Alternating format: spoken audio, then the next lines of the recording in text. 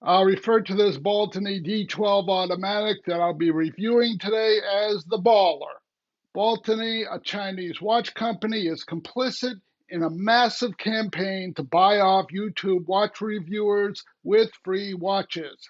I'm going to honor YouTube's directive to make nice with my S-Bag colleagues in the watch reviewing community and not name names. The vast majority of reviewers on YouTube reviewing Baltanys have received the free Baltany.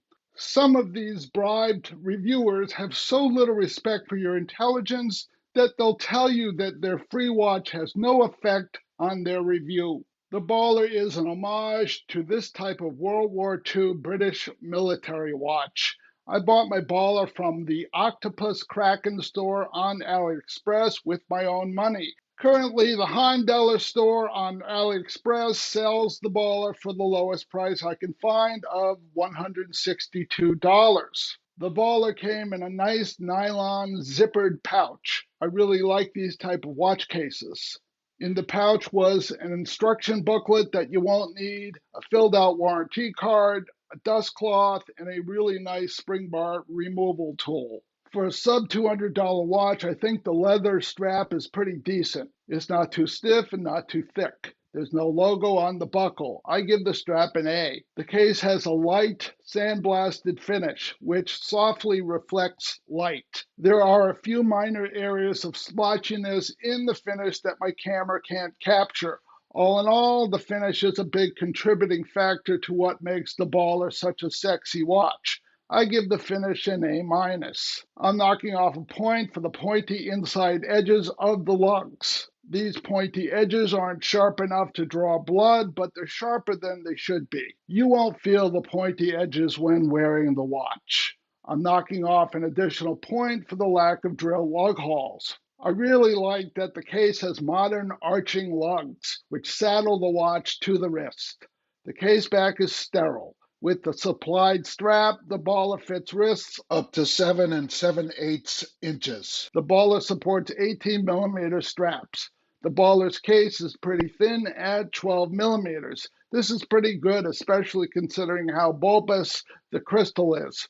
The case diameter is 36 millimeters. This is going to seem like a woman-sized watch for my younger viewers. If you were rich, powerful, or famous in the 70s and 80s, there's a good chance you'd be wearing a 36 millimeter Rolex. My wrist is about 7 inches. I think the Baller looks good and feels great on my wrist. I think the 36 millimeter diameter is perfect for the Baller and adds to its nostalgic charm. The Baller's width, including the crown, is 38 millimeters. The lug to lug or length is 43 millimeters. I give the case a B. The dial has a very cohesive, faded, bleached out look.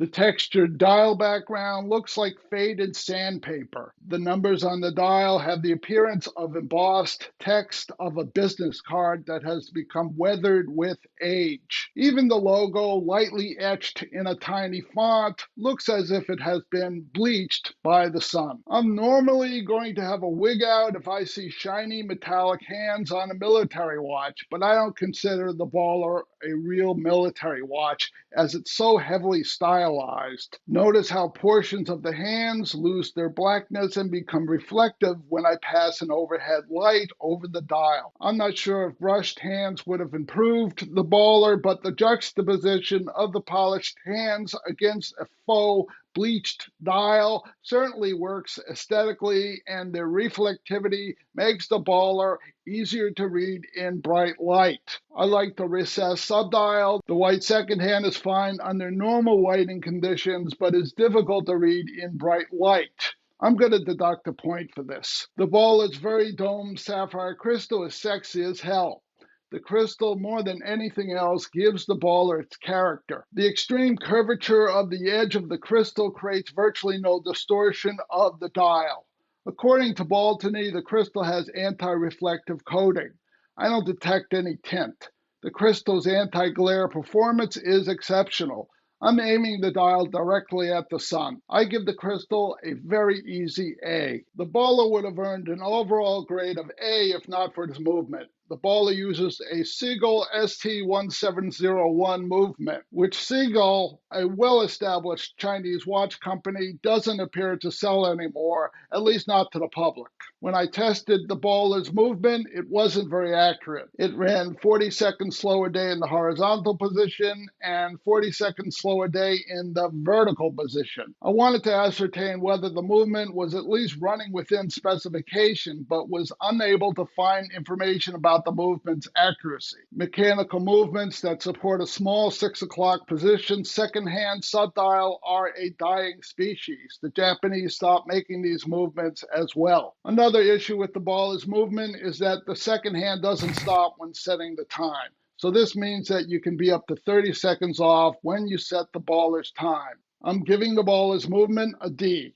Buying a watch with a mystery meat-ish out of production movement that isn't accurate to begin with and doesn't allow me to set the time with precision doesn't make me very happy.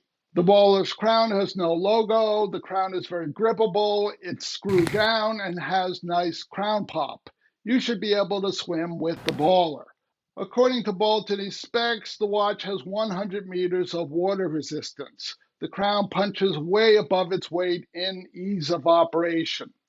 The baller has 2 crown positions, winding and time setting. The baller is pretty loud when it's wound. Winding doesn't feel very smooth, though I don't think there's anything wrong with the mechanism. I'm giving the crown and crown operation an A. The numerals fade after about a half an hour in the dark, but the hands and markers are readable for 90 minutes.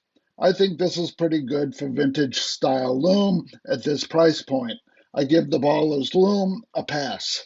I give the baller an overall grade of B. It's an incredible looker and a terrifically fun watch to wear. The baller's probably a good watch for people who aren't very concerned with accuracy. I haven't handled the black dial variant of the baller, but from looking at its pictures, I doubt if the black dial variant is as nice as my sand dial variant. The black dial's vintage Lume seems to clash with the white Lume. Also, my sand dial baller has a very consistent faux vintage vibe, which is what makes the baller such a fun watch. Please like, please subscribe.